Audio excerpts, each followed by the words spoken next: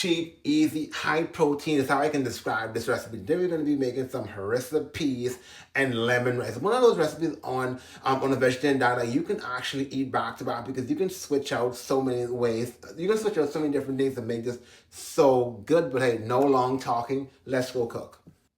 So I figured let's get started with our rice first. So this is a quick glance of the ingredients I'm using for the rice. The more detailed instructions are going to be in the description with the recipe, so you can find it there. But here, I have some red onions, some fresh herbs like mint and parsley just to add some flavor and aroma.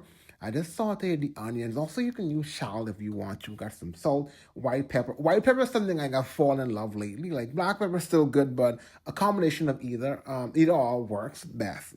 So you can go whatever you like. So I'm mixing out matta rice. Now, if you're using this rice, matta rice I find is a tricky power ball rice. It doesn't require a lot of water because it won't expand. So I like to add the rice first and then add the water afterwards.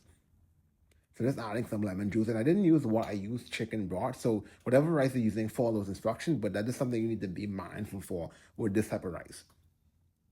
So here, just want to like cover that up, and then we're going to jump in to our harissa beans.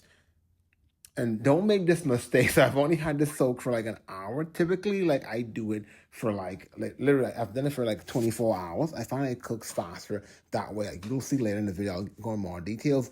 But here, I just chopped up some fresh ginger. You can use ginger powder, whatever you have. And then that's going to saute our second half of the onion. So in total, you need like one big red onion. So I'm using Haitian peas. Now that's something like, hit me in the comments if you know how to make this, or you can just go with I think what's the popular one? I think it's the bouillon brown. You can go whatever you want. So here got harissa sauce, 2 tablespoons. Like if you want to be brave, you can go with more. Now I find it's a bit too spicy, and that's why I like to keep it at 2. Then add our crushed tomatoes. So here, added some spinach. So like I ran out of spinach, so I just added like a block of frozen spinach I had in the refrigerator. So you can just go in with 2 cups, or you can go with the block if you like. Just want to add this more like filling to this. And I'm going to go 2.5 cups. Now, what I wanted to get earlier, it took longer to cook because I didn't soak the beans long enough. And I also advise that using some fennel seeds if you have that. It's so good for digestion, especially if you're on a vegetarian diet. Like I find like it helps with all the gasiness and all that stuff. But here, like this is pretty much done. Took me about 30 minutes, but that's because I didn't soak the beans long enough, and the rice is ready as well. And that's why, so with the matta rice, you just want to kind of like fluff it up. It took about 25 minutes with all the liquid. But here, just gonna fill our plate, and then we're gonna like taste this, but it's so good, so delicious. That's like one of my favorite recipes.